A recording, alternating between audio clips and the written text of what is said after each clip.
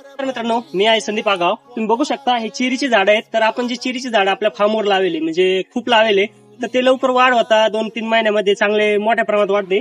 तर आपण नर्सरीमध्ये आलेलो आहे. म्हणजे तर तुम्हाला जे चिरीची झाडं पाहिजे होते की तुम्हाला म्हणजे त्याची गरज होती लावायची झाडं साईडला, बरेच जणांनी कमेंट केली. तर त्यासाठी आपण चिरीच्या झाडाचं पूर्ण दाखवण्यासाठी आलोय आणि तुम्हाला लागत असेल तिथे संपर्क करावा. त्यासाठी तुम्ही विचारू शकता काकांना, काका सांगतील कशा पद्धतीने काय आहे.